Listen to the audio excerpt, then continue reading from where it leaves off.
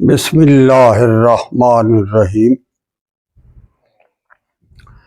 ان فی خلق السماوات والارض واختلاف اللیل والنہار لآیات لأولی الالباب الذین یذکرون اللہ قیاما وقعودا وعلی جنوبہم ویتفکرون فی خلق السماوات والارض ربنا ما خلقت هذا باطلا سبحانک فقنا عذاب النار ربنا انک من تدخل النار فقد اخزیتہ وما للظالمین من انصار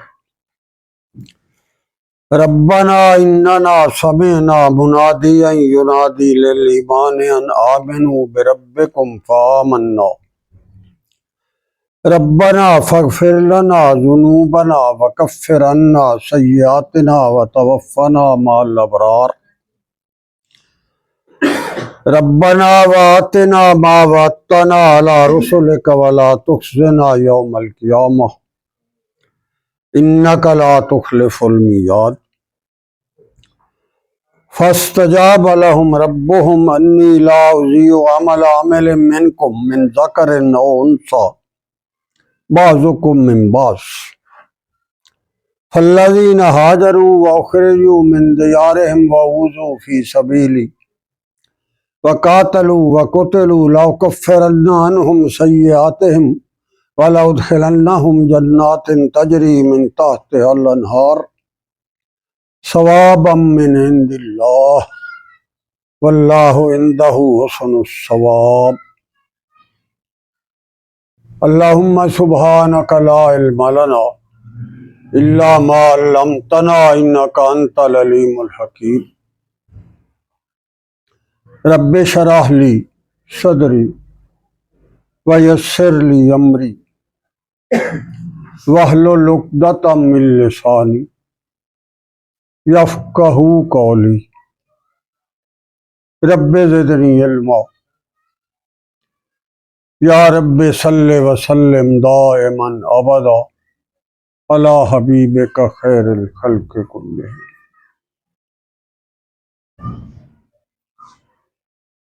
واجب الاحترام معزز حاضرین و ناظرین کرام، اللہ تبارک و تعالی نے اپنا پاک کلام جو خود اس کی ذات کا ایک وصف ہے، جس کو ہم قرآن کہتے ہیں، یہ اس کا ذاتی کلام ہے۔ یہ اس کی شان، اس کی عظمت، اس کی کبریائی، اس کی الوہیت، اس کی ربوبیت، اس کی وحدانیت، اس کی رحمانیت اور رحیمیت کا ایک خوبصورت تعارف ہے۔ اللہ تبارک و تعالی نے اپنے اس پاک اور مقدس کلام میں بنیادی طور پر انسان کو مخاطب کیا ہے اور انسان پر نازل کیا ہے، اور اس کے اندر اس نے انسانیت کے لیے اس جہان سے لے کر قبر کی زندگی سے لے کر حشر کی زندگی سے لے کر پل صراط سے گزر کر اس کے حضور انعامات کو پا کر جو کچھ وہ کر سکتا ہے اس کے بارے میں سارا طریقہ کار اس نے یہی بتا دیا، اور جس کو یہ سمجھ آ جاتا ہے وہ اللہ کی طرف سے عطا کردہ اس قرآن کی منزل کو پا جاتا ہے۔ آپ صلی اللہ تعالی علیہ وآلہ وسلم جب اس جہان میں تشریف لائے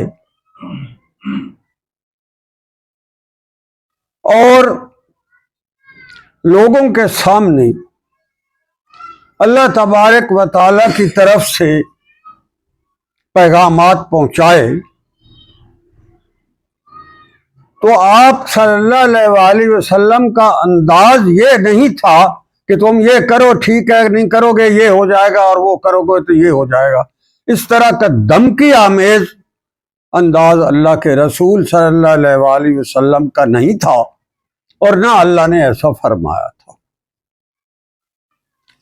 قرآن کریم کے اندر اللہ نے جو مثالیں دی ہیں، جو سمجھانے کا انداز ہے، وہ یہ ہے کہ انسان کو بات کی تہ تک پہنچنے میں آسانی ہو کہ اللہ انسان سے چاہتا کیا ہے، اس نے اس جہان میں انسان کو لایا کیوں ہے، اور یہاں لا کر پھر اس سے چاہتا کیا ہے کہ وہ کیسا رہے، کیسا نظر آئے، کیسا اس کو اللہ تبارک و تعالیٰ دیکھنا چاہتا ہے۔ اس کے لیے مثالیں بتائیں اللہ نے۔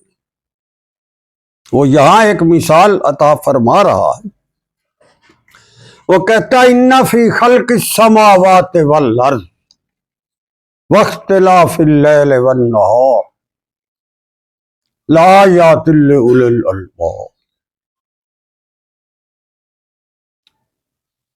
جب بھی آپ باہر نکلتے ہیں، میدان میں آتے ہیں، آپ کی نظر پڑتی ہے، اوپر دیکھتے ہیں وہ نیلگوں آسمان ہے دور تک پھیلا ہوا، جہاں تک آپ کی نگاہ جاتی ہے وہاں آپ کو آسمان نظر آتا ہے۔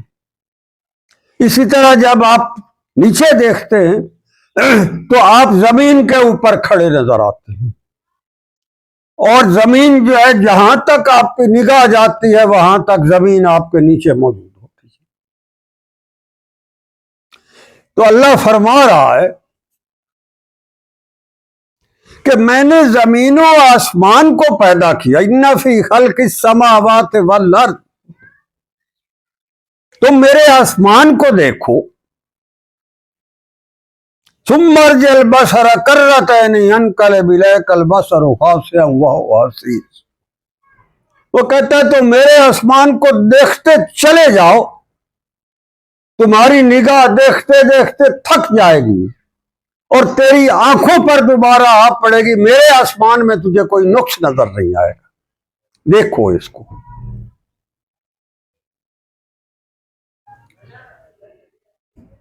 پھر وہ کہتا ہے میری زمین کو دیکھو، ہم نے کیسا اس کو بچھایا،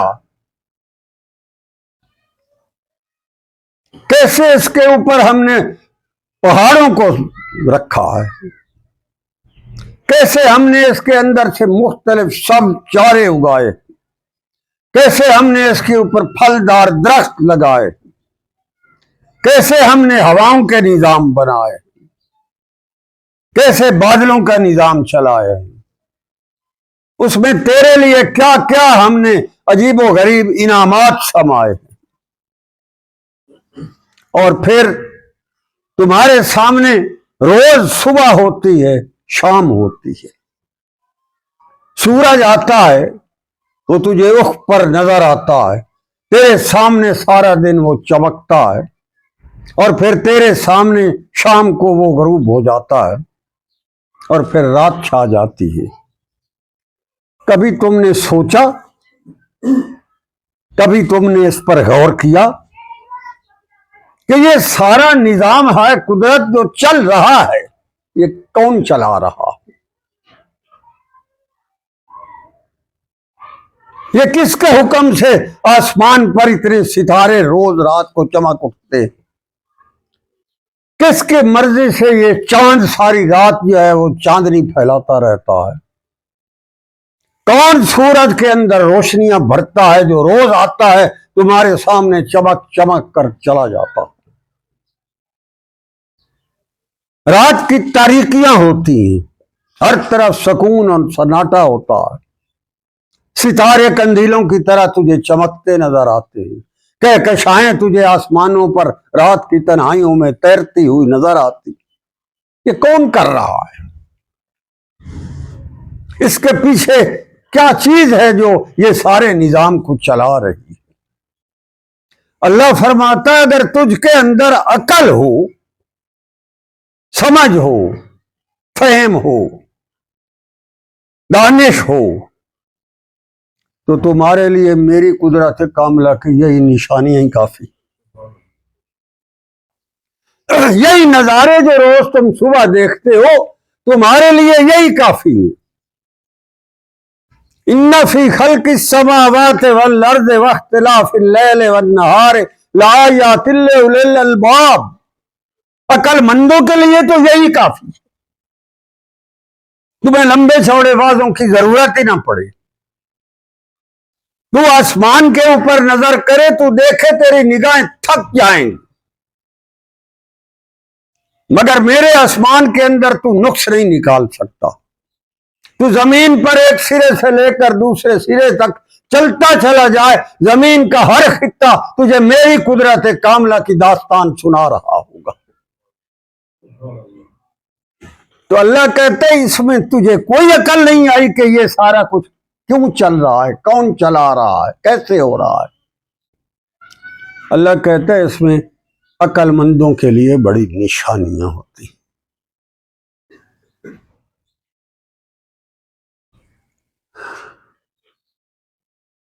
आपने कभी देखा हवा आसमान से आती है,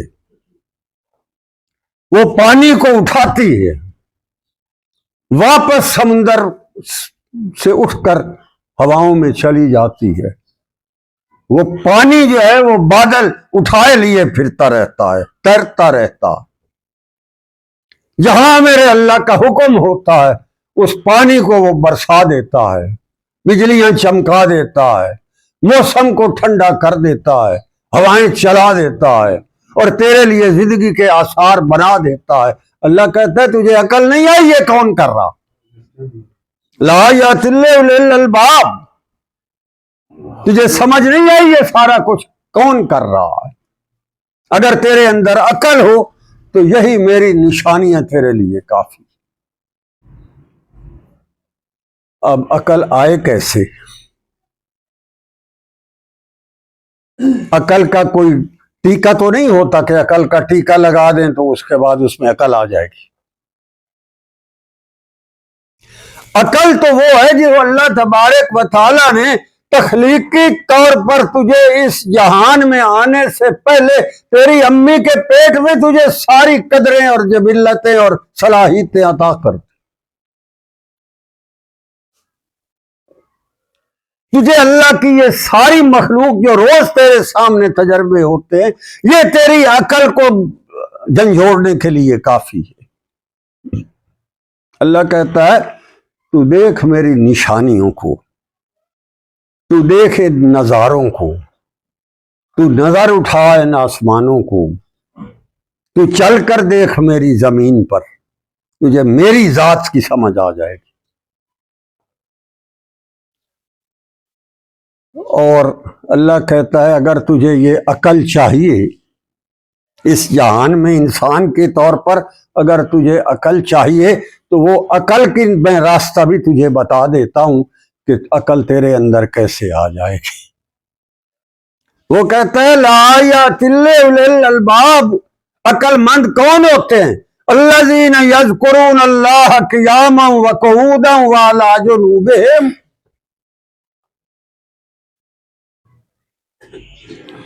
वो कहता है जो मेरी जात के साथ वाबस्ता हो जाते हैं, मुझे अपना रब मान लेते हैं, मेरे पाक नाम को अपने दिल की गहराइयों में सजा लेते हैं, अपने सांसों को मेरे पाक नाम के जिक्र से महका देते हैं, अपने दिल की धड़कनों को मेरे नाम पर भारी न्यारी कर देते हैं। अल्लाह कहता है जिसको ये तौफीक अता हो जाती है वो कहता है वो अक्लमंद होते। अक्लों के मेयार हमने अपने बना रखे हैं, हमारी अकल के मेयार और होते हैं, मगर अल्लाह जिसको अक्लमंद कह रहा है वो ये कह रहा है कि मेरी अर्ज़ो समा और इस जमीन आसमान और दिन रात के आने जाने के अंदर जो मेरी कुदरत के पैगाम है, अक्लमंद वो होगा जो इनको देखकर मेरी जात के साथ अपना सब कुछ वाबस्ता कर लेगा, वो अक्लमंद होता। مثال دی اس نے. اور عقل مند کیا ہوتے ہیں؟ عقل آتی کیسے ہے؟ وہ کہتا الذین یذکرون اللہ قیاما وقعودا وعلی جنوبہم، جن کے دل کی گہرائیوں میں بستا ہوں. وہ کہتا ہے جس کے جب سانس آتا ہے اور جاتا ہے تو اس میں میرا نام ہوتا ہے. جس کا سینے میں دل دھڑکتا ہے تو وہ میرے لیے دھڑکتا ہے، اور وہ اٹھ کر کھڑا ہے. قیام، آپ چل رہے ہیں یا آپ کھڑے ہیں، یہ قیام ہے. قعود، آپ بیٹھے ہیں، جیسے اب بیٹھے ہیں، گاڑی میں بیٹھے ہیں، جہاز میں بیٹھے ہیں، کرسی پر بیٹھے ہیں، دفتر میں بیٹھے، کھیت میں بیٹھے.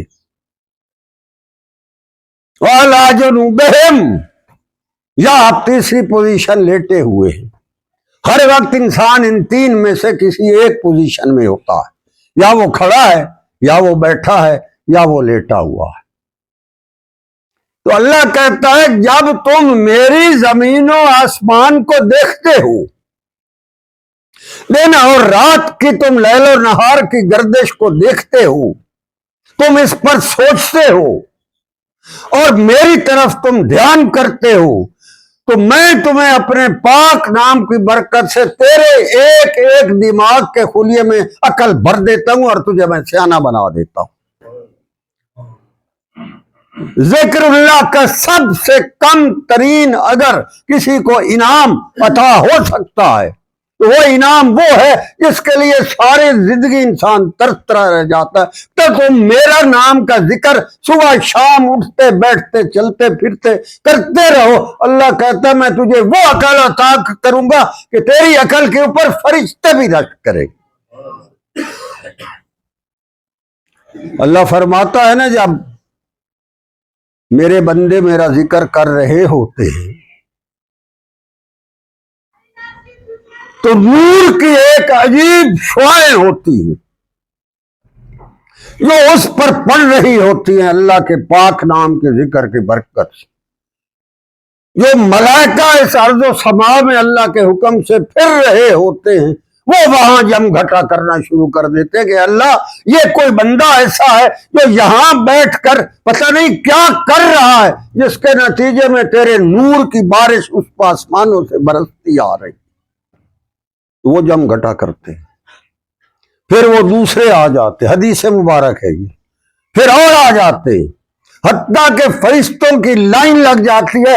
یہاں ایک درویش بیٹھا اللہ کے پاک نام کا ذکر کر رہا ہوتا ہے، آسمانوں تک ملائکہ کی قطاریں لگ جاتی. جب وہ ذکر اللہ کی محفل ختم ہوتی ہے تو وہ فرشتے اللہ کے حضور جاتے ہیں اور کرتے اللہ آج ہم زمین پر پھر رہے تھے، ہم نے تیرا ایک ایسا کوئی نیک بندہ دیکھا جو بیٹھا ہوا تیرے پاک نام کے ذکر کے اندر پوری طرح منہمک لگاتار بیٹھا کر رہا تھا اور تیرے نور کی بارش برس رہی تھی جس کی وجہ سے ہم تو حیران رہ گئے. تو اللہ فرماتا ہے وہ کیوں کر رہا تھا ذکر؟ انہوں نے مجھے دیکھا. یہ حدیث کے الفاظ، کیا اس بندے نے مجھے دیکھا جو میرا ذکر کر رہا تھا؟ تو ملائکہ کریں گے اللہ جس طرح وہ بن دیکھے تیرا ذکر کر رہا تھا اگر وہ تجھے دیکھ لیتا تو پھر پتہ نہیں کیا ہو جاتا. تو اللہ کہتا ہے تم گواہ رہنا، میرا بندہ جو زمین پر تم دیکھ آئے ہو ذکر کرتے ہوئے میں نے اس کو بخش دیا.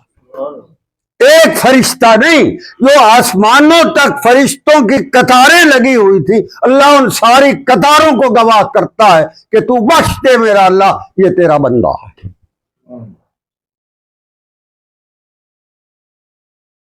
ہم نیکی کرتے ہیں نا، ایک فرشتہ گواہ ہوتا ہے، جو دائیں طرف بیٹھا ہے نا وہ نیکی لکھتا ہے، جو بائیں طرف بیٹھا ہے وہ برائی لکھتا ہے. اگر آپ نیکی کر رہے ہیں تو ایک فرشتہ گواہ ہے نا، وہ لکھ رہا ہے. تو جب آپ ذکر کر رہے ہیں تو وہ فرشتہ زمین سے لے کر آسمان تک کے لاکھوں کروڑوں فرشتے اس کے گواہ ہو جاتے. اللہ کہتا ہے عقل مند تو وہ ہے، لآیات لأولی الالباب، کہ عقل مند تو وہ ہے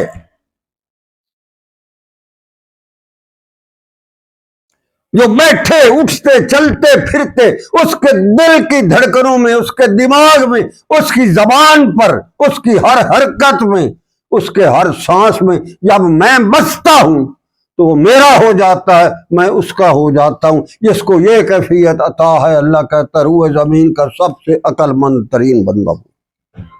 یہ قرآن کا فیصلہ ہے۔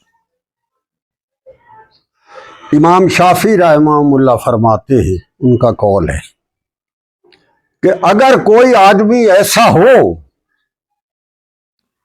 جس کے پاس روئے زمین کی ساری دولت اور خزانے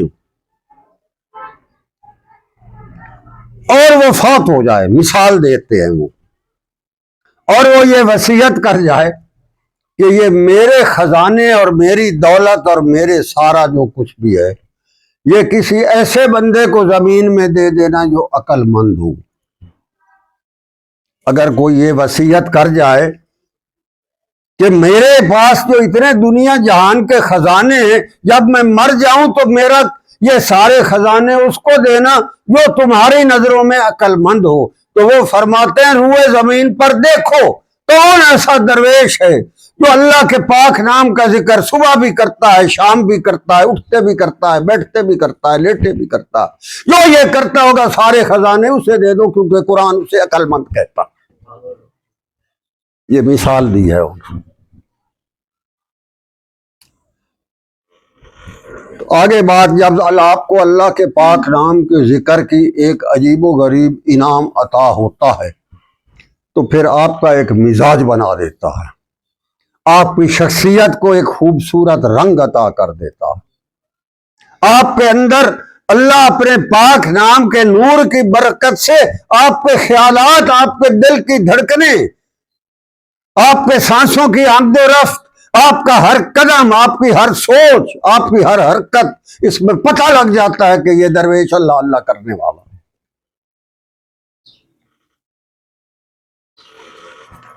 تو پھر اس کا مزاج بنتا ہے، اللہ کہتا ہے اس کا ایک عجیب مزاج بن جاتا ہے۔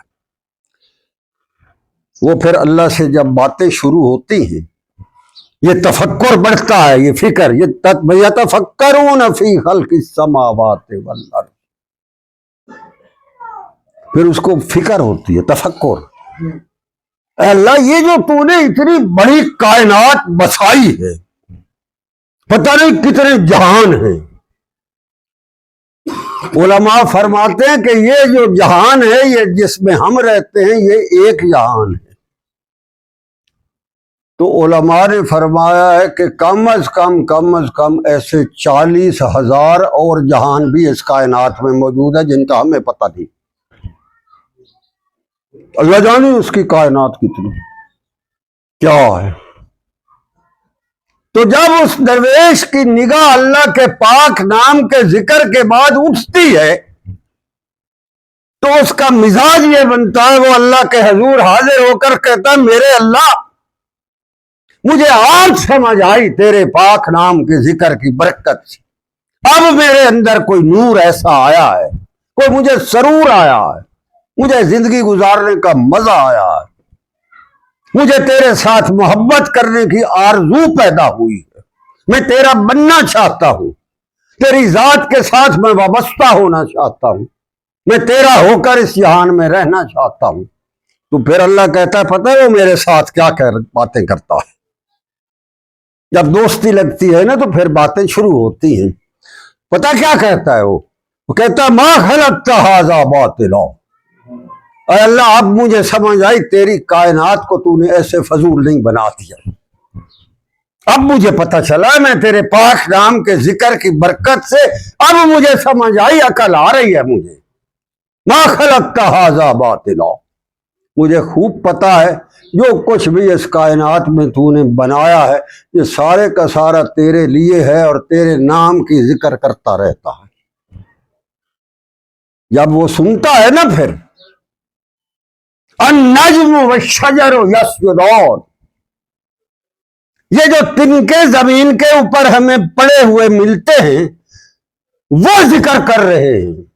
وہ شجر، بڑے بڑے قداور درخت جو ہمیں کھڑے نظر آتے ہیں، جو ہوا سے جن کے پتے جھوم رہے ہوتے ہیں، کیا پتا جن کو ہم ہوا سے جھومتا ہوا دیکھ رہے ہوتے ہیں وہ اللہ کے ذکر میں جھوم رہے ہو. اللہ جو کہہ رہا ہے النجم والشجر یسجدان، جو چھوٹے سے چھوٹا تنکے سے لے کر بڑے سے بڑا درخت تک بھی میرے حضور سربا سجود ہوتے. تو یہ تو عقل آئے گی تو سمجھ آئے گی کہ یہ ویسے ہوا سے جھوم رہا ہے یا اللہ کے پاک نام کے ذکر میں جھوم رہا. یہ تو تب پتہ چلے گا جب تم بھی ذکر کرو گی. اب جب اللہ سے دوستی لگی تو پھر جو بھی بات کہتا ہے وہ کہتا ہے ربنا، اے میرے رب، ہمارے رب. اب دیکھو جلدی سے دوستی بنا بنا کر اس کو اپنا بنا رہا ہے. ہمارے رب، ربنا، یا رب نہیں کہتا، ربنا ہمارے، میرے رب، میں تو تیرا ہوں. اب میں تو تیرا ذکر کرتا ہوں، اب میں تو صبح شام کرتا ہوں، میں تو بیٹھے اٹھے لیٹے کرتا ہوں. اب تو مجھے عقل آ گئی، زندگی گزارنے کا سلیقہ آ گیا، مجھے تیرے حضور حاضر ہونے کا طریقہ آ گیا. رات کی تنہائیوں میں اٹھ کر جب تیرے حضور آتا ہوں تو جو مجھے مزہ آتا ہے، مجھے تو اب زندگی گزارنے کا مزہ آتا. وہ کہتا ہے ربنا، ہمارے دوست رب، جیسے آپ کہتے ہیں نا بھائی میرے. وہ اپنے رب کو کہتا ہے رب، ہے ہمارے رب، یعنی وہ کہتا ہے تو میرا ہی ہے اور میں تیرا ہوں. یہ انداز ہے اس کا. ما خلقت ھذا باطلا، اب سمجھ آئی تو نے یہ کائنات ایسے فضول نہیں بنائی. اور پھر سب سے پہلا بات پتہ کیا کرتا ہے؟ فقنا عذاب النار. اے اللہ میں تیری دوستی کو اب تیرے ساتھ محبت کرنے لگا ہوں، تیرا بننے چلا ہوں، تجھے میں اپنا کہہ بیٹھا ہوں. اب تیری اور میری دوستی کا پہلا تقاضا یہ ہے سبحانک، تو بہت پاک ہے، مجھے سمجھ آ گئی، تو بہت بلند ہے، تیری شان کہیں جو میری عقل سے بالا تر ہے، تیری عظمت اور تقدس میرے دل میں اب بیٹھ گئی ہے. تیرے پاک نام کے ذکر سے میرے سانس مہک اٹھے ہیں، میرے دل کی دھڑکنیں جو ہیں وہ نور سے بھر گئی ہیں، میرے جسم کا ہر ذرہ اور ہر مسام جو ہے وہ تیرا ذکر کرتا ہے، جس کو قرآن کہتا ہے ثم تلین جلودہم وقلوبہم الی ذکر اللہ.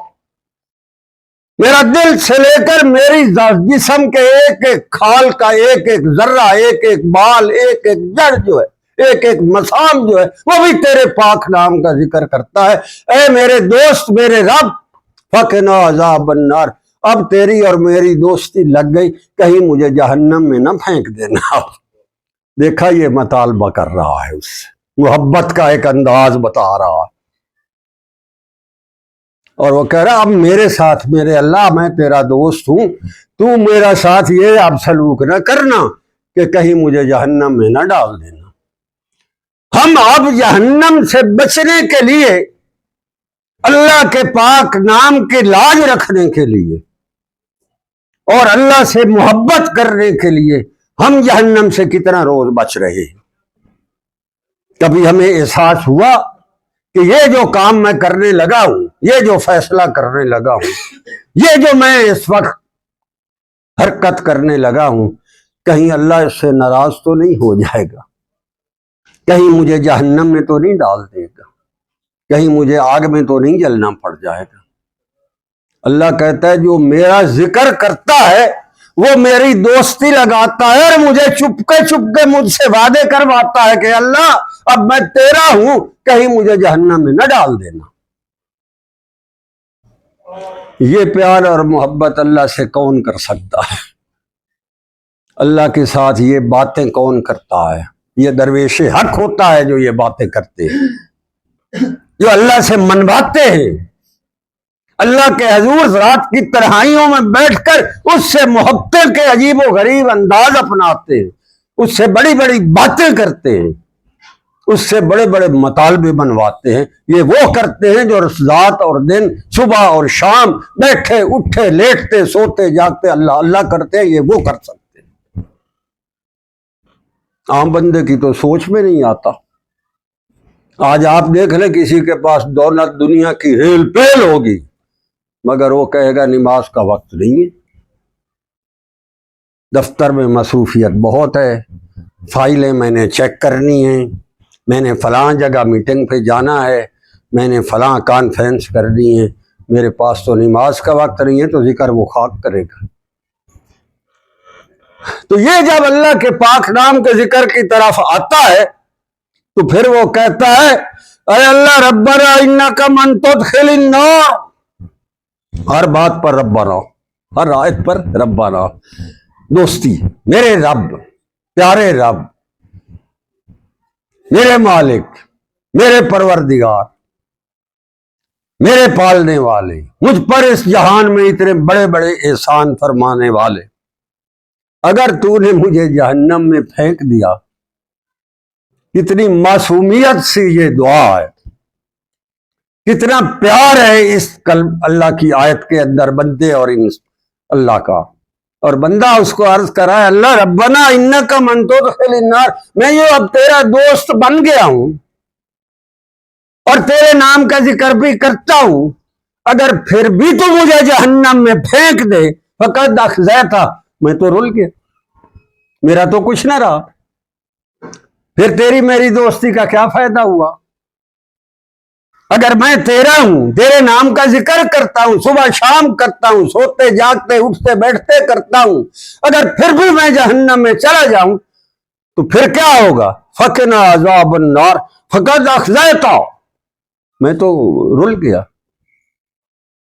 اور اے اللہ اب میں تجھ سے یہی عرض کرتا ہوں کہ تو مجھے جہنم کی آگ میں نہ ڈالنا، وما للظالمین من انصار، اگر تو نے مجھے جہنم میں پھینک دیا تو پھر میرا پرسان حال کوئی نہیں ہوگا، میں تیرا دوست بنتا ہوں، تیرا نام لیتا ہوں، تیرے صبح شام سوتے جاگتے اٹھتے بیٹھتے میں تیرا ہو کر رہنا چاہتا ہوں، میں ساری دنیا کو چھوڑ کر تیری محبت کا اسیر ہو کر اس جہان میں رہنا چاہتا ہوں، مجھے جہنم کے عذاب سے بچا لینا، مجھے آگ میں نہ پھینک دے۔ یہ نفاستیں، یہ سوچیں، یہ خوبصورت ادائیں، یہ پیاری پیاری اللہ کے ساتھ محبت آمیز شرطیں، یہ کس کو نصیب ہوتی ہیں؟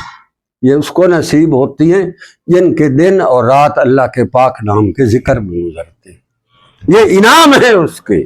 اگر کوئی دعویٰ کرتا ہے کہ میں صبح شام اللہ کا ذکر کرتا ہوں اور اس پر یہ کیفیات طاری نہیں ہوتی، تو اس کا مطلب ہے اس نے وہ ذکر نہیں کر رہا، وہ ایکٹنگ کر رہا ہے، اداکاریاں کر رہا ہے۔ اس کو اداکاری چھوڑ کر اللہ کے ساتھ معاملہ کھڑا کرنا چاہیے۔ اور سب سے بڑا روئے زمین کا بدبخت وہ ہوتا ہے جو یہ کرتا کرتا کرتا اچانک سارا کچھ ختم کر کے علیحدہ ہو جاتا ہے، بھاگ جاتا ہے، دور چلا جاتا ہے۔ اس کا مطلب ہے اتنا بڑا مجرم ہے کہ اسے اللہ کے نام کے ساتھ غداری کی، اس لیے اللہ نے اس کو اپنے اس پاک نام کے ذکر والوں سے نکالا۔ یہ بھی سارے عبرتناک سوچیں، عبرتناک یہ حقائق ہے، ان پر بھی غور کرنا چاہیے۔ وہ کہتا ہے، پھر اگلی آیت میں عرض کروں ربنا، پھر شروع ہوتا ہے، ہر آیت یہ ربنا سے شروع ہو رہی ہے۔ ربنا، اے میرے رب، اننا سمعنا منادی ہیں، ینادی للعلم، کوئی منادی ایک کرنے والا درویش آیا تھا یہاں۔ سب سے بڑے منادی اسلام تو خود محمد الرسول اللہ، جس نے آ کر مکہ کی وادی کے اندر اللہ کے نام کا ایسا نعرہ بلند کیا کہ ایک دفعہ وہ ساری وادی دہل گئی۔ یہاں صدیوں سے کفر کی جڑیں تھیں، خود اللہ کے گھر میں سینکڑوں بت پڑے ہوئے تھے، جب وہاں آ کر اس نے اللہ کے پاک نام کی آواز بلند کی تو ایک دفعہ ساری دنیا کا کفر ہے دہل گیا تھا۔ سب سے بڑا منادی اسلام محمد رسول اللہ۔ اور پھر اسی طرح فیضان محمدی کے حامل درویش جو ہوتے ہیں وہ بھی چلتے رہتے ہیں، لوگوں کو بتاتے رہتے ہیں، آتے رہتے ہیں، یہ آیتیں سناتے رہتے ہیں، سنا کر رات کو اٹھا کر ذکر کروا کر وہ چلے جاتے ہیں۔ اور جو عقل مند ہوتا ہے اس کو جب یہ بات ذہن میں بیٹھ جاتی ہے تو پھر اللہ کے حضور کھڑے ہو کر بھی وہ کہتا ہے اے اللہ تیرے ساتھ دوستی لگانے کا گور ایک درویش نے آ کر ہمیں بتایا تھا، اننا سمعنا، ہم نے سنا اس کی بات۔ منادی کرنے والا ایک آیا تھا جس نے ہمیں تیرے پاک نام کے ذکر کے وہ گر بتائے تھے کہ ہم اس کے کہنے میں آ کر تیرے ساتھ دوستی لگا بیٹھے۔ ینادی للایمان ان آمنوا بربکم، کہ لوگوں اللہ کے ساتھ کھڑے ہو جاؤ، دوستیاں لگاؤ، محبتیں بانٹو، اللہ کے پاک نام کے ذکر کو دل کی گہرائیوں میں سماؤ، تیری ہر سانس اندر جائے اس پہ اللہ کے پاک نام کا سٹ جائے جو تیرے دل کی گہرائیوں میں یہ بنیادوں کو ہلا کر رکھ دے، وہاں صرف اللہ رہ جائے باقی سب نکل جائے۔ تو اللہ کو فرما رہا ہے ربنا اننا سمعنا، کوئی درویش ہمارے ہاں آیا تھا، منادی نہیں، وہ منادی کر گیا، وہ تیرے نام کی لوگوں کے دلوں کو جھنجھوڑ گیا، ان کو بتا گیا، دوستیوں کے گر سکھا گیا۔ جو آپ کو یہ کیفیتیں دیتے ہیں وہ پیر ہوتے ہیں، باقی سارے جھوٹے اور فراڈ ہوتے ہیں۔ جو تجھے اللہ سے دوستی لگانے کے گر سکھاتا ہے، تجھے بٹھا کے کراتا ہے، تیرے دل کی دھڑکنوں پر اللہ کے نام کے پہرے بٹھاتا ہے، تیرے سانس کی آمد اور رفت پر اللہ کے پاک نام کی دھاک بٹھاتا ہے، وہ پیر اور درویش ہوتا ہے، باقی سارے میراثی ہوتے ہیں، بھاگ جاؤ ان سے۔ تو اللہ کہتا ہے وہ بندہ اللہ درویش ایک آیا تھا، ربنا اننا سمعنا، ہم نے سنا اس کی بات کو، منادی، اس نے منادی کی تیرے نام کی، بربکم فآمنا، ہم نے مان لی اس کی بات۔ ہائے ہائے، پھر کہتا ہے ربنا، یہ اس آیت میں 2 دفعہ ربنا آ گیا۔ ایک دفعہ کہتا ہے اللہ ایک آیا تھا درویش، اس نے تیرے نام کی ہمیں ذکر کی دعوت دی تھی، ہم مان گئے تھے، ہم کر چکے۔ پھر وہ کہتا ہے ربنا، اب تو ہم تیرے دوست ہو گئے، اب تو ہم راتوں کو اٹھ کر تیرے نام کے ذکر کے لیے بیٹھتے ہیں، اب تو ہم شام کو بھی تیرا ذکر کرتے ہیں، تو اب تو ہمارے ساتھ تیری میری دوستی ہو گئی، اور اب دوستی میں آ کر اس سے مطالبے شروع کر رہا ہے، فاغفر لنا، اللہ بس میری مغفرت کر دے، چھوڑ اب پرے غصے کو۔ یہ کون کہہ سکتا ہے اس کو؟ یہ وہ درویش کہہ سکتا ہے جس کی رات کی تنہائیاں اللہ کے نام پر لگتی، جس کی صبح کے آغاز اللہ کے پاک نام سے ذکر سے ہوتے، جس کا سونا اور جاگنا اور اٹھنا اور بیٹھنا اپنے رب کے پاک نام کے ساتھ منسوب ہو جاتا ہے، جس نے اپنے ساری زندگی کی باغ ڈور، اپنے دل کی دھڑکنیں اور سانسوں کی آمد و رفت کو اللہ کے پاک نام کے لیے پوری کی پوری طرح باری نیاری کر دیا، جس کو یہ کیفیت عطا ہوتی ہے وہ اللہ سے ایسے راز و نیاز کرتا ہے، کہتے ربنا فاغفر لنا، یا اللہ اب مجھے چھوڑ دے، مجھے بخش دے، لعنت بھیج پرے غصے کو، فاغفر لنا ذنوبنا، میرے سارے کے سارے جو گناہ ہیں نا وہ اب تو مجھے معاف کر دے، وکفر عنا سیئاتنا، باتوں باتوں میں کہہ رہا ہے کہ جو پہلے میں کہہ رہا ہوں ان پہ بھی لکیر پھیر، دفع کر پڑے ان کو بھی، کفر عنا سیئاتنا، جو پہلے میں نے کیے تھے نا جب تیری دوستی نہیں تھی، جب میں راتوں کو اٹھ کر تیرے حضور نہیں بیٹھتا تھا، جب تیری میری بیٹھک نہیں لگتی تھی، تو اس وقت جو میں زندگی میں سارے گند اور غلاظتیں کرتا آیا ہوں، وَكَفِّرْ عَنَّا سَيِّئَاتِنَا، دفع کر ان کو پرے، چھوڑ ان کا لیکا پھیر ان پر، مٹا دے وہ سارے میرے گناہ، اب تو میں آپ کا دوست ہوں، اب تو میں آپ کی کچہری میں بیٹھتا ہوں، اب تو میں آپ کا نام لیتا ہوں، اب تو میں صبح شام سوتے جاگتے اٹھتے بیٹھتے تیرے پاک نام کا ذکر کرتا ہوں، بھلا آپ پچھلے دوستی میں آ کر یہ پچھلے گناہ سارے بھی وہ ان کو بھی مٹوا رہا ہے۔ یہ نزاکتیں، یہ لطافتیں، یہ عقل مندیاں کس کو آتی ہیں؟ ہماری عقل مندی کے معیار کیا ہے؟ اور جو اللہ کے درویش ہوتے ہیں وہ ان کی عقل مندی اللہ کہتا ہے سب سے بڑا عقل مند یہ ہے جو مجھے یہاں بیٹھ کر کہتا ہے کہ اللہ فاغفر لنا ذنوبنا وکفر عنا سیئاتنا، پچھلے میرے سارے گناہ بھی معاف کر دے، صرف پچھلے نہیں کرواتا، وتوفنا مع الابرار، کہتا ہے جب میں مر جاؤں نا میرے اللہ پھر بھی مجھے نیکوں کے ساتھ رکھنا، کہیں گندے لوگوں میں نہ میرا شامل کر دینا۔ ہائے ہائے، وہ یہ لطافتیں، یہ نزاکتیں، یہ محبتیں، یہ عہد و پیمان، یہ درویشوں سے سیکھو، اخلاص کے ساتھ لگو، دنیا داری کا گند اور غلاظت اور تعفن یہ نکال دو، محبت کے ساتھ آؤ، جو اللہ نے اس کو انعام عطا کیا ہے اس کو سمیٹو، اپنی زندگی کو اللہ کے نام پر لکھ دو، اس کے ہو جاؤ، اس سے اس جہان میں رہ کر گناہ بخشواؤ۔ وہ کہتا ہے اللہ پچھلے بھی سارے بخش دے، جو میں کر رہا ہوں ان سے بھی مجھے معاف کر دے، اور جب میں مر جاؤں تو پھر بھی اب میں اتنا میرا ضمیر گوارا نہیں کرتا کہ مجھے جب تو یہاں سے لے جائے تو مجھے علیین میں نیکوں کے ساتھ رکھنا، گندے لوگوں کے ساتھ میں نہیں رہنا چاہتا۔ یہ کیفیت کس کو عطا ہوتی ہے؟ آپ اور میں، ہم اپنے ذہن میں ذرا سوچ کر دیکھیں، کبھی ہمارے دل میں یہ خیال آیا؟ کبھی ہمارے سوچ یہ بنی؟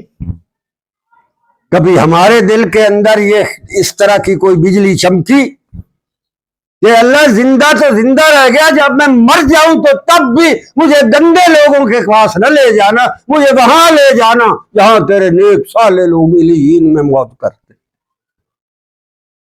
یہ کیفیات کس کو عطا ہوتی ہے؟ جو اللہ کے پاک نام کا ذکر کرنے والے درویش ہوتے ہیں انہیں عطا ہوتی ہے۔ وہ تو چور اور ٹھگ ہوتے ہیں، توڑے ٹوٹکے اور عملیات اور سفریات کے ذریعے بھی بڑا ولایتیں عطا ہوتی۔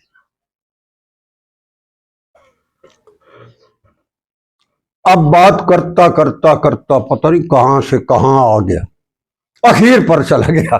پہلے منواتا آ رہا ہے کہ مجھے جہنم میں نہ کہیں پھینک دینا، ایک بندے نے آ کر تیری بات کی تھی، ہم اس پر ہو گئے، ہم مان گئے، اب میرے گناہ معاف کر دینا، پچھلے سارے گناہوں کو دفع کر، بلکہ یہاں تک کہہ رہا ہے کہ میں جب مر جاؤں تو پھر بھی میری لاش کو بھی گندے لوگوں کو ہاتھ نہ لگانے دینا، میری روح کو بھی وہاں رکھنا جہاں تیرے نیک انسان بستے، علیین میں بھی میرے لیے عجیب و غریب محل بنانا۔ ہائے ہائے، یہ کیفیات تو قرآن میں یار درج ہے۔ قرآن بتا رہا ہے فرعون کی بیوی ہے جو خدائی کا دعویٰ کرتا ہے، فیضان موسوی چمکا ہے اس عورت پر، خوب چمکا۔ جب فرعون کو پتا چلا کہ میری بیوی ہو کر بھی یہ موسیٰ علیہ السلام پر ایمان لائی ہے، تو جیسے اس کی عادت تھی اس نے حکم دیا کہ اس کو سولی پر چڑھاؤ۔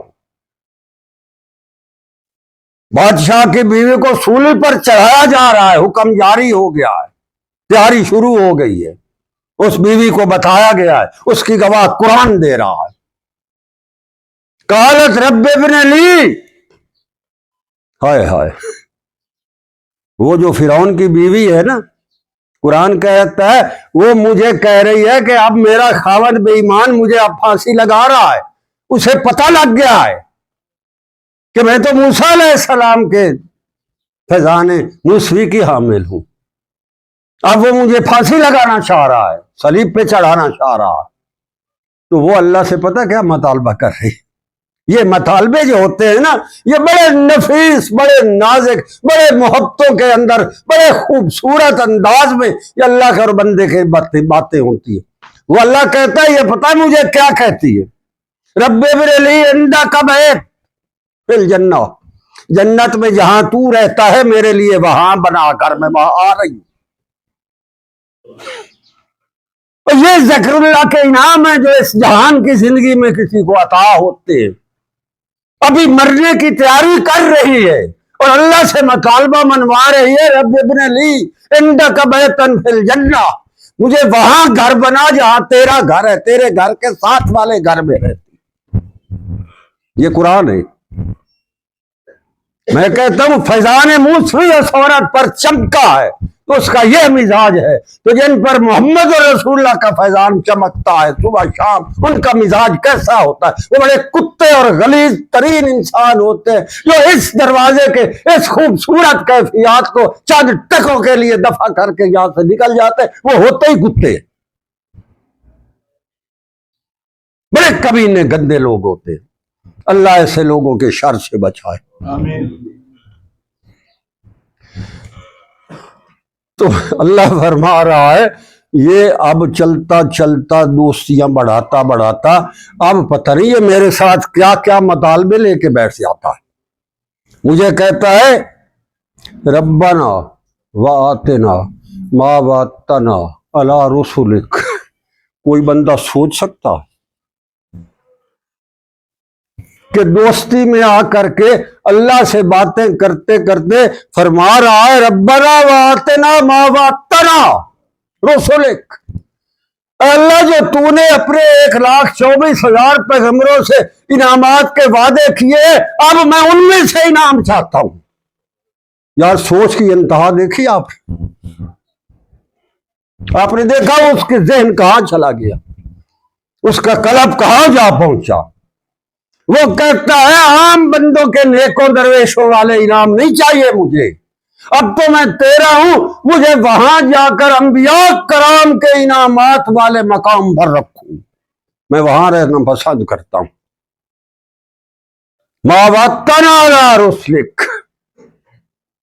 مجھ سے ساتھ وہ وعدے کر جو تو نے اپنے انبیاء سے کیے، میں وہاں بھی محمد رسول اللہ کی خدمت میں رہنا چاہتا ہوں۔ جنت تو تب مجھے مزہ کرے گی جہاں محمد رسول اللہ کے ساتھ بیٹھوں گا۔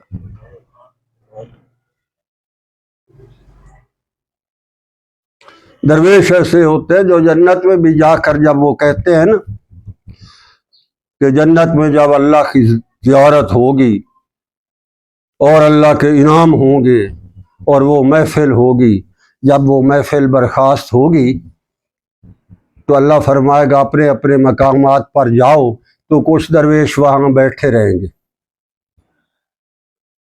بھائی تم بھی جاؤ، کہتے ہیں کہاں جائیں؟ جب زمین پر ہوتے تھے صبح شام تیرے نام کا ذکر کرتے تھے، آج تو سامنے ہے، تجھے درمیان میں بٹھا کر تیرے نام کا ذکر کریں گے۔ ہماری جنت یہی ہے، جہاں تو ہوگا وہاں ہم ہوں گے، ہم نہیں اٹھتے جاتے۔ اللہ ایسے لوگوں کے بارے میں کہتا ہے فی مقعد صدق عند ملیک مقتدر، بڑی زبردست بیٹھک ہوگی میری اور ان درویشوں، جن کی یہاں نصیب ہوتی ہے انہیں وہاں نصیب ہوگی۔ یہاں تم تنہائی میں کرتے ہو، وہاں اپنے اللہ کو سامنے بٹھا کر اس کا ذکر کرو گے، مزہ آ جائے گا۔ یہ کہتا عقل کی معراج پر پہنچ گیا، اب تو مجھے کہتا ہے ما وعدتنا علی رسلک، اللہ میں تجھ سے وہ چیز مانگتا ہوں جو تو نے محمد رسول اللہ کو دی ہے، مجھے وہاں بھی اس ہستی کی معیت عطا فرما۔ ایسے درویش ہوئے ہیں، وہ جو آپ صلی اللہ علیہ وآلہ وسلم نے فرمایا تھا جنت کی، آپ فرما رہے تھے نا فضائل، تو ایک درویش وہاں اٹھا، یہ بھی حدیث مبارک ہے، آپ نے جنت کے فضائل بیان کیے تو وہ اٹھا، اس نے کہا یا رسول اللہ مجھے جنت نہیں چاہیے۔ ساری دنیا حیران ہو گئی، یہ کیا کہہ رہا ہے؟ آپ صلی اللہ علیہ وسلم نے فرمایا نیک بخت تجھے جنت نہیں چاہیے؟ اس نے عرض کی یا رسول اللہ نہیں چاہیے۔ کیوں؟ میرا جو ذہن سوچتا ہے وہ تو یہ ہے کہ جنت میں آپ اگر ہم چلے بھی گئے تو آپ تو پتہ نہیں کہاں ہوں گے، آپ کا مقام تو ہمارا تو کہیں نیچے ہوگا۔ یہاں جب میرا دل کرتا ہے میں اپنی جھونپڑی سے اٹھتا ہوں، آپ کا دیدار کرتا ہوں، آپ کو دیکھتا ہوں، باتیں کرتا ہوں، آپ کے پاس بیٹھتا ہوں، میری جنت تو یہ ہے۔ وہاں اگر میں چلا گیا اور آپ کہاں اور میں کہاں، جب مجھے میں یہ تصور آتا ہے تو میں اللہ سے کہتا ہوں اللہ تو مجھے یہی جنت دے جو میں اب بیٹھا ہوں، مجھے وہ جنت نہیں چاہیے جہاں جا کر محمد رسول اللہ سے میں دور ہو جاؤں۔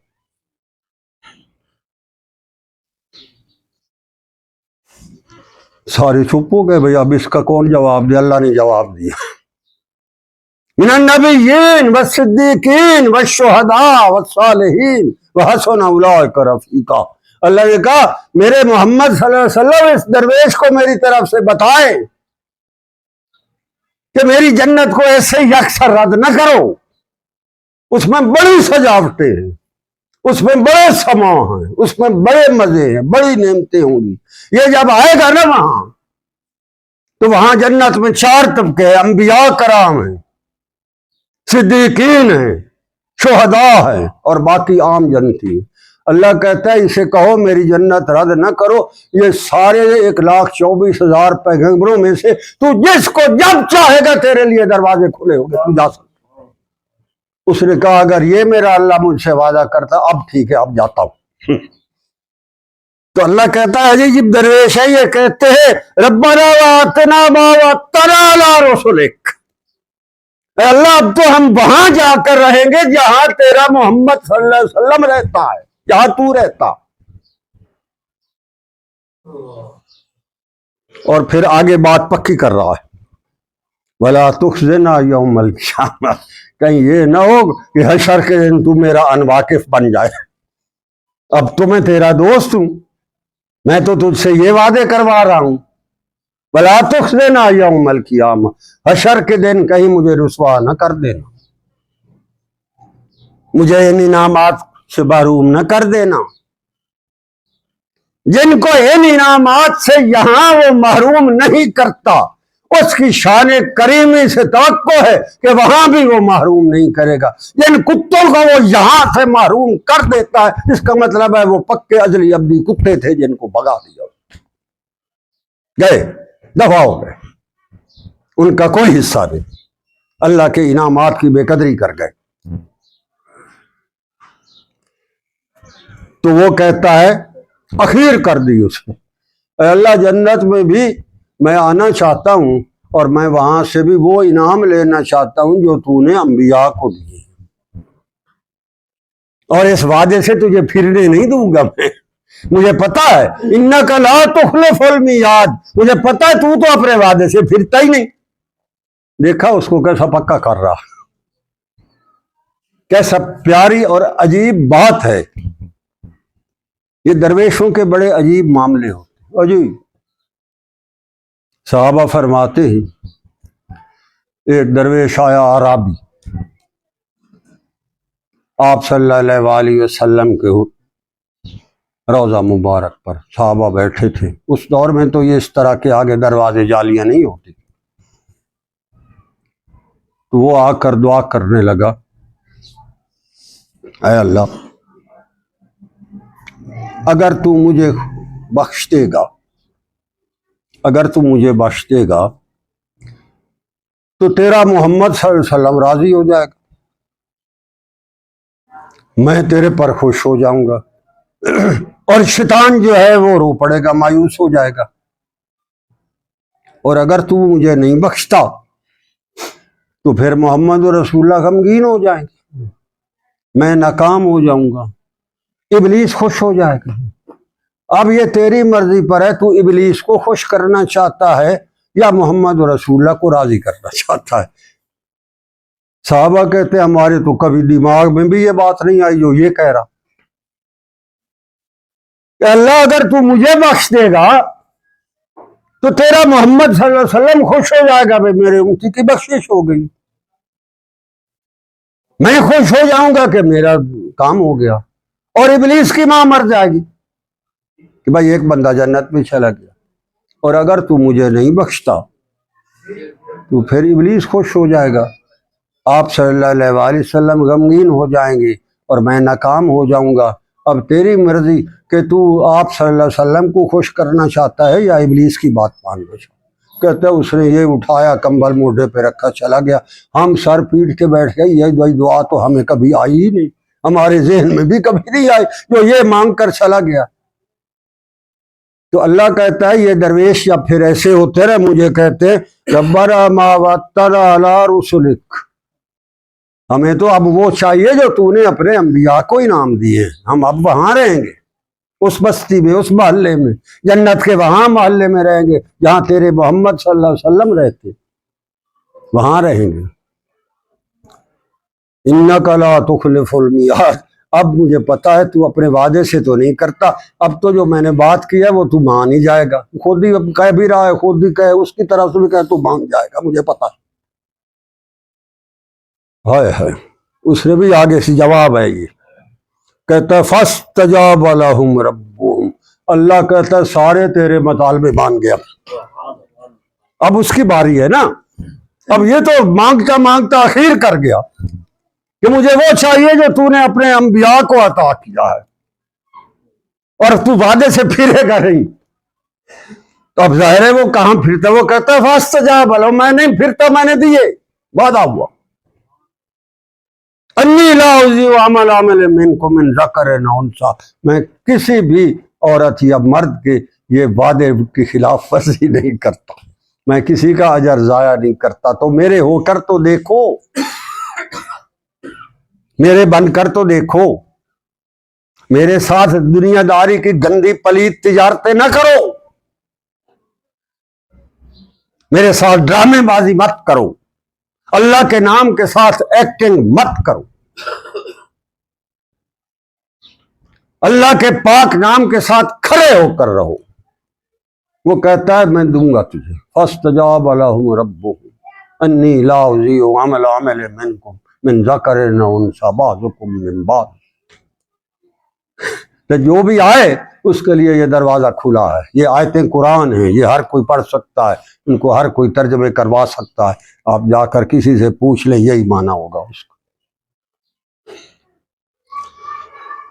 ہائے ہائے، اللہ کہتا ہے پھر اس دوستی کے لیے پھر میرے ساتھ دو نمبری نہ کرنا، اگر تم میرے ہو تو پھر فالذین ہاجروا، اگر تمہیں گھر چھوڑنا پڑے، کاروبار چھوڑنا پڑے، سٹیٹس چھوڑنا پڑے، بال بچے چھوڑنے پڑے، میری دوستی میں آ کر پھر میرے نام کی لاج رکھنا، ادھر پیچھے نہ دیکھنا، جو بھی تمہیں ہجرت کرنا پڑے ہاجروا، جو بھی تجھے کرنا پڑے وہ کر دینا، مگر میرے نام کی دوستی کو دھپا نہ لگنے دینا۔ وَأُخْرِجُوا مِن دِيَارِهِمْ، اور اگر گھروں سے نکلنا پڑے تو نکل پڑنا، ہمارے پاس تو جو ہے گھر کے کام ہی نہیں ختم ہوتے، اللہ کے نام کے لیے ہم نے کیا جانا ہے، ہمارے تو پرابلم ہی اتنے ہو گئے، ہمارے تو مسائل ہی عجیب ہو گئے۔ اور اللہ کہتا ہے وَأُوذُوا فِي سَبِيلِي، اگر میرے راستے میں تجھے اذیتیں سہنی پڑیں تو پھر میری دوستی کو سامنے رکھنا، دھوکے بازی نہ کرنا۔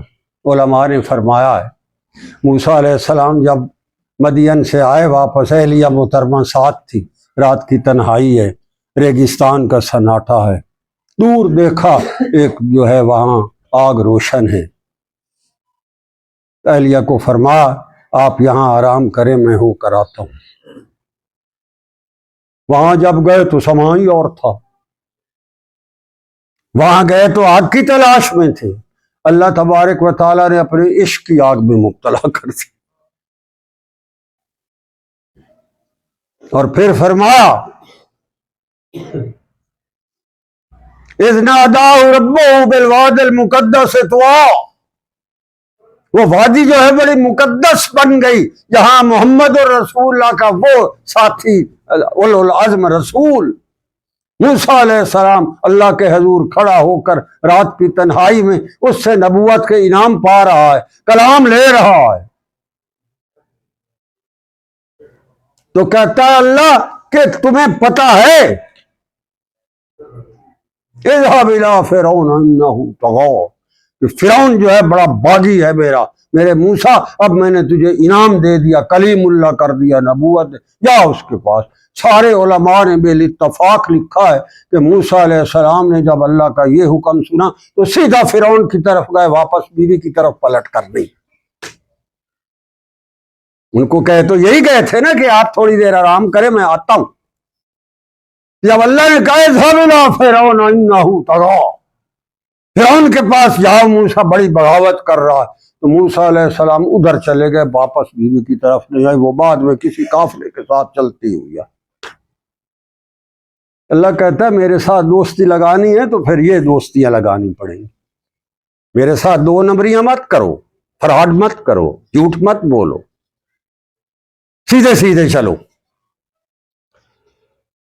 پھر کہتا فاستجاب لهم ربهم، میں دیا جو تم نے مانگا ہو گیا تیرا، وَوُضُوا فِي سَبِيلِي وَقَاتَلُوا وَقُتِلُوا، ارے تجھے میری دوستی کی پاداش میں اپنی جان دینی پڑے تو دے دینا، اگر کسی میرے دشمن کی جان لینی پڑے تو لے لینا، یہاں تک اخیر پر آ جاؤ تم بھی، کہ میں بھی اخیر پر آیا کھڑا ہوں، تو بھی اب اخیر کر دوستی۔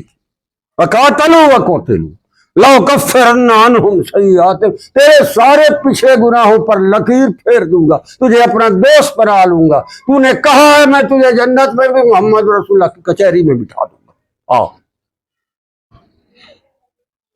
وَقَاتَلُوا وَقُتِلُوا لَأُكَفِّرَنَّ عَنْهُمْ سَيِّئَاتِهِمْ، اس نے کہا تھا نا اے اللہ اب میرے گناہ کو پچھلے کو کفارہ کر دوں گا، آ جاؤ۔ لَأُكَفِّرَنَّ عَنْهُمْ سَيِّئَاتِهِمْ وَلَأُدْخِلَنَّهُمْ جنات تجری من تحتها الانہار، جنت کی نہریں تیری منتظر ہے آمدان۔ آپ میرے نام پر اگر بکتا ہے اور محبت کرتا ہے، تجھے گھر بار چھوڑنا پڑے، جان لڑانی پڑے، جان دینی پڑے، یا کسی کافر کتے کی لینی پڑے، اگر تم یہ سارا کچھ کرتے ہو تو لَأُكَفِّرَنَّ عَنْهُمْ کفارہ بنا دوں گا، تیرے پچھلے سارے گناہ ختم کر دوں گا، تذکرہ بھی نہیں کروں گا، تیرے نامہ اعمال میں بھی نہیں رکھوں گا، وہ ورقے ہی پاڑ دوں گا، کفارہ بنا دوں گا۔ وَلَأُدْخِلَنَّهُمْ جَنَّاتٍ تَجْرِي مِن تَحْتِهَا الْأَنْهَارُ ثَوَابًا مِّنْ عِندِ اللَّهِ، فرمایا تجھے ثواب کا مزہ آ جائے گا۔ ثواب یہ ہوتا ہے، یہ جو ثواب ہے کہ ثوابًا مِّنْ عِندِ اللَّهِ، تجھے وہ ثواب دوں گا، تجھے یاد آ جائے گا اللہ نے انعام دیا ہے۔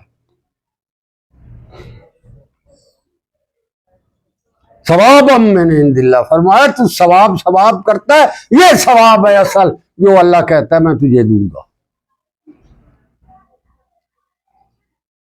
بڑا عجیب، اس کی رضا سب سے بڑا ثواب ہے۔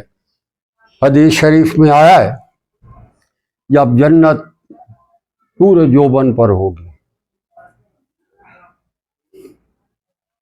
اور جنتی خوش بیٹھے ہوئے، بڑا وہاں سما ہوگا، اچانک اللہ کی طرف سے آواز آئے گی حل رضیتم، حدیث مبارکہ کے لفظ، کیا تم مجھ پر راضی؟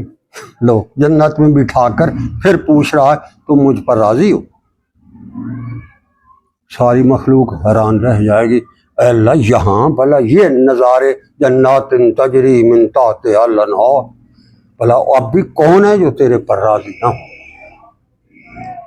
وہ کہہ رہا اللہ ہم تو راضی بیٹھے ہیں، بڑے موج میں ہیں، یہ جنت تو ہم نے سوچ ہی نہیں رکھی۔ آپ صلی اللہ علیہ وسلم نے فرمایا جنت کے بارے میں جو تم سوچتے ہو اس تمہاری سوچ سے کئی لاکھ کروڑ ارب گنا اور زیادہ بڑی ہے جو تمہاری سوچ، تم وہاں تک پہنچ ہی نہیں سکتے جو اصل حقیقت ہے جنت کی۔ پتہ نہیں وہ کیا ہے، اللہ لے جائے گا تو اپنے کرم سے تو پھر ہی پتہ لگے، یہاں کیا پتہ کیا ہے۔ تو وہ کہے گا حل اوتیکم افضل من ذالک، کیا تمہیں میں اس سے بھی زیادہ افضل چیز نہ دے دوں؟ تو وہ جنتی تو پریشان ہو جائیں گے، پتہ نہیں اور کیا آنا ہے یہاں سے، یا اللہ اگر ہے تو دے، پھر وہ یہ دینا چاہ رہا ہے۔ وہ کیا ہے؟ رضوانی ما اسقط اللہ بعدہ ابدا، میں تم پر اس قدر راضی ہو گیا ہوں اب کبھی بھی ناراض نہیں ہوگا۔ جنتی نعرہ مارے گا اللہ اب مزہ آیا جنت پہ رہنے کا، وہ کہتا آؤ میدان میں دیتا ہوں تجھے ثواب، ثواب من عند اللہ، دیتا ہوں ثواب، آ پھر میدان میں۔ واللہ عندہ حسن الثواب، اوئے تو اس سے بڑا ثواب، حسین ثواب تجھے کہاں سے ملے گا؟ اس سے زیادہ حسین ثواب کا کوئی تصور بتا اگر ہے تیرے پاس۔ روئے زمین کا سب سے حسین ترین، اعلیٰ ترین، بہترین، جس کا کوئی تصور اور نعم البدل جنت میں بھی نہیں ہے، وہ اللہ کی رضا ہے اور محمد رسول اللہ کی اتباع۔ وہ جو درویش نے کہا تھا نا مجھے جنت نہیں چاہیے، تو اللہ نے فرمایا تھا تو میری جنت کو غلط نہ کہے، تجھے میں وہ جنت دوں گا سارے انبیاء، سارے صدیقین، سارے شہداء، سارے صالحین میں سے جس کو تو ملنا چاہے گا تیری طرف سے اس کے دروازے کھول دوں گا، تجھے ملنے دوں گا، اب آؤ۔ اس نے کہا اب جنت ٹھیک ہے، اب جاؤں گا۔ یہ ہے ذکر اللہ، یہ اس کے تقاضے اور اس کے اوپر یہ انعام۔ ذکر اللہ کے نام پر ڈرامے بہت ہیں، 2 نمبریاں بڑی ہیں، لوگ نام لے لے کر اس کا، اور پھر اخیر پر اللہ کے نام کے ساتھ دھوکے بازیاں اور فراڈ بھی بڑے کر رہے ہیں۔ مگر میرے بھائی، قرآن کریم کے اندر ذکر اللہ کے تقاضے، ذکر اللہ کرنے کے لیے جو نیتوں کے اندر فطور ہیں ان کو نکالنا، اور پھر اللہ کے ہو کر اس جہان کے اندر زندگی گزارنا، جو اللہ کے پاک نام کے ذکر کی نعمت سے مالا مال ہوتا ہے، یہ اس کا مزاج اور یہ اس کی طبیعت اور یہ اس کی شخصیت کا عکس ہے جو قرآن نے بتایا۔ اور جو اس پر پورا اترتا ہے وہ کہتا ہے میرے وعدے ہے، فاستجاب، جو تو نے مانگا ہے سب میرے پاس ہے، میں دے دوں گا، آ جا۔ الذین ہاجروا واخرجوا من دیارہم وأوذوا فی سبیلی وقاتلوا وقتلوا، رکھ پھر جان ہتھیلی پر میرے نام کے لیے اگر تجھے ہے سارا، لأکفرن عنہم سیئاتہم، تیرے سارے گناہوں پر لکیر پھیر دوں، تذکرہ بھی نہیں کروں گا۔ اللہ فرماتا ہے حدیث مبارکہ میں ہے، جب اللہ کسی کے گناہ بخشتا ہے نا تو حشر کے دن اس گناہ کا تصور بھی کسی کے ذہن میں نہیں آئے گا۔ وہ اس حد تک بخشتا ہے کہ جس نے گناہ کیا ہوتا ہے اس گناہ کی یاد بھی اس کے دل سے مٹا دیتا ہے، تاکہ میرا بندہ یاد کر کے بھی اس کو تکلیف نہ ہو۔ یہ ہے سیئات، لأکفرن عنہم، میں کفارہ کر دیتا ہوں کا مطلب یہ ہے کہ میں تیرے گناہوں کا تجھے بھلا ہی دوں گا کہ کبھی تو نے کیے تھے، میں تذکرہ ہی نہیں کروں گا۔ وَلَأُدْخِلَنَّهُمْ جَنَّاتٍ تَجْرِی مِن تَحْتِهَا الْأَنْہَارُ ثَوَابًا مِّنْ عِندِ اللَّہِ، تو یہ ثواب ہے، میرے پاس لینا ہے تو آ جاؤ۔ ذکر اللہ کا یہ ثواب ہے، جس کو چاہیے آؤ۔ وَاللَّهُ عِندَهُ حُسْنُ الثَّوَابِ، اس سے اور حسین ثواب تمہیں کہاں سے ملے گا؟ اس سے اچھا ثواب کون دے سکتا ہے؟ کس کے پاس؟ میرے بھائی، اللہ کے پاک نام کا ذکر جس کو نصیب ہے، آج کے دور میں اس کو اللہ کا بہت بڑا انعام نصیب ہے، اس سے کوئی اور نعم البدل نہیں۔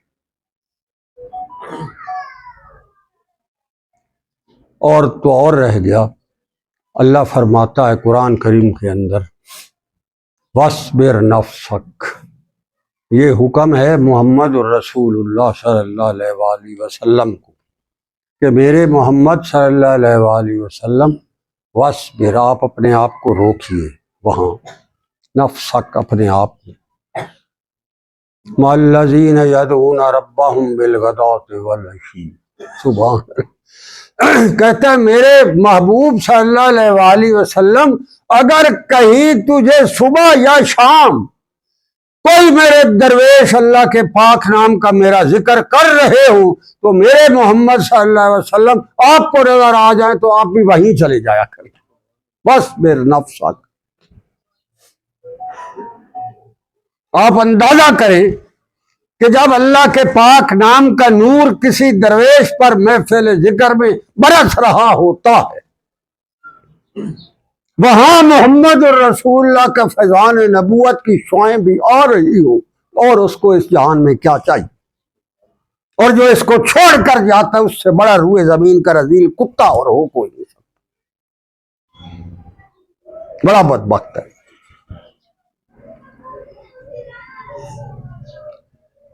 میرے بھائی، اللہ کا پاک نام اس کائنات کا سب سے بڑا نام، اور جس کو اس نام کی تکرار آج کے دور میں نصیب ہے، اس سے بڑے انعام کا کوئی تصور نہیں۔ کسی ایسے عارف حق درویش، کسی ایسے انسان کو جو اس کو آپ سمجھتے ہوں کہ اس کے ہاں سے مجھے یہ کیفیت کا ایک ذرہ یا شعاع یا کوئی ایک مجھے چھوٹا سا کوئی انعام کا یہ ذرا عطا ہو سکتا ہے، اس کی خاک پاکہ ذرا بن کر اس سے سمیٹ، کل کو یہ وہاں کام آئے گا۔ اور یہ وہ دولت ہے جس سے آج امت مسلمہ واقف ہی نہیں،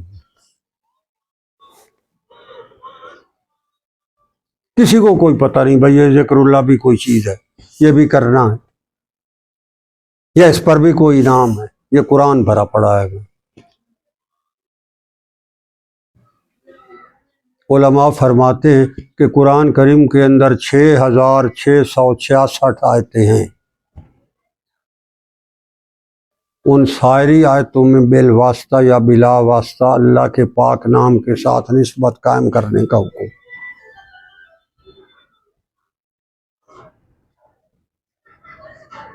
آج کا ایک المیہ یہ بھی ہے، ہم تو بھگتے رہتے ہیں کہ جی یہ ذکر کرنا فرض ہے کہ واجب ہے کہ بدعت ہے کہ یہ شرک ہے کہ کفر ہے۔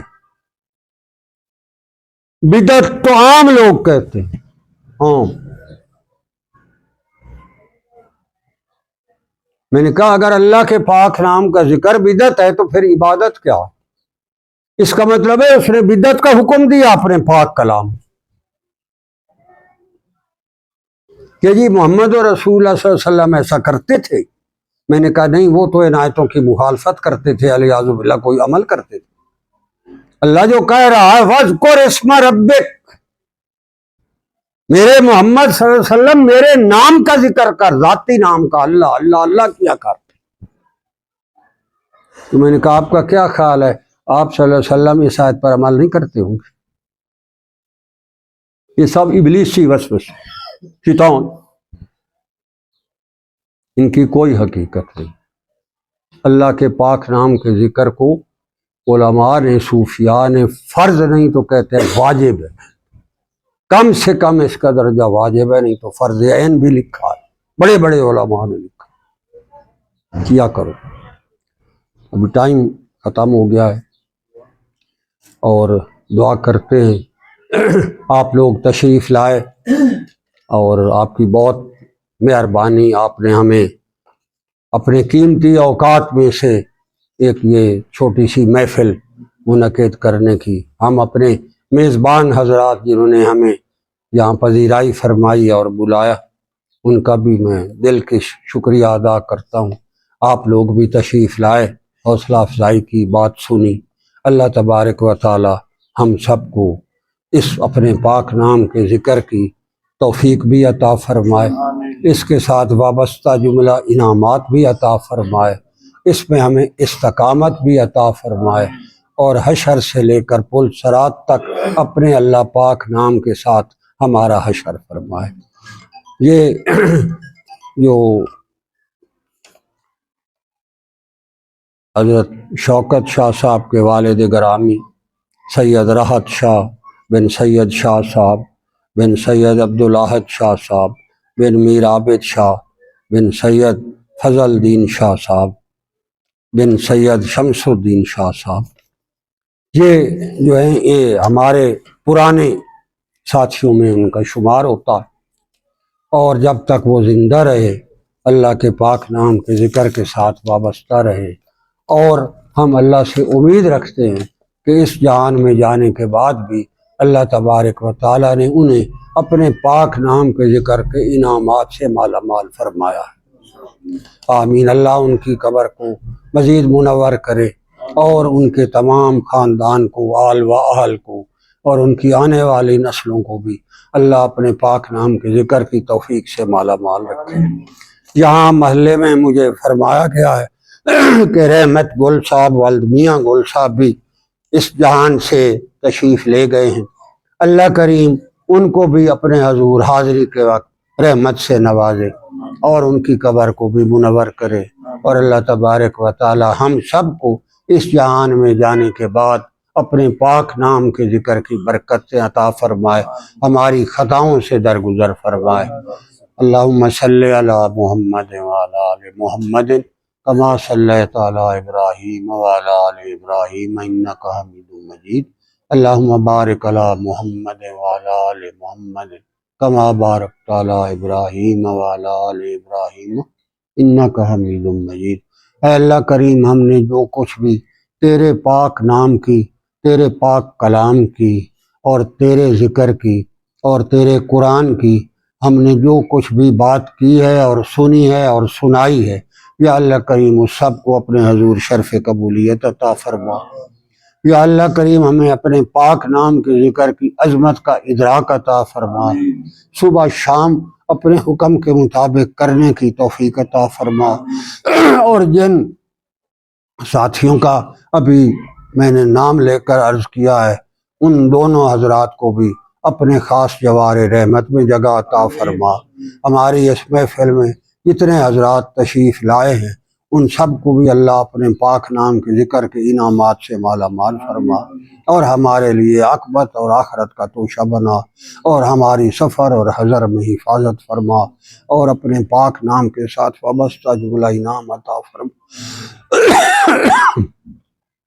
یا اللہ کریم، ہم جو یہاں بیٹھے ہیں تیرے پاک نام کے لیے بیٹھے تھے، اس کو اپنے پاک نام کی برکت سے مقبول و منظور فرما۔ یا اللہ کریم، ہمارے ملک کو مختلف اندرونی اور بیرونی سازشوں سے محفوظ فرما۔ یا اللہ یہاں بھی اسلام کا بول بالا فرما۔ یا اللہ کریم، یہاں کافرانہ نظام کو بجائے خلافت راشدہ علی منہاج النبوت کا پاکیزہ اور عادلانہ نظام نصیب فرما، اور ہماری خطاؤں سے درگزر فرما، سفر اور حضر میں ہماری حفاظت فرما، شیطان اور نفس کی خرابیوں اور پریشانیوں سے محفوظ فرما۔ فاللہ خیر حافظا وہو ارحم الراحمین۔ ان الحکم الا للہ علیہ توکلت وعلیہ فلیتوکل المتوکلون۔ وصلی اللہ تعالی علی خیر خلقہ محمد وآلہ وصحبہ اجمعین، آمین برحمتک یا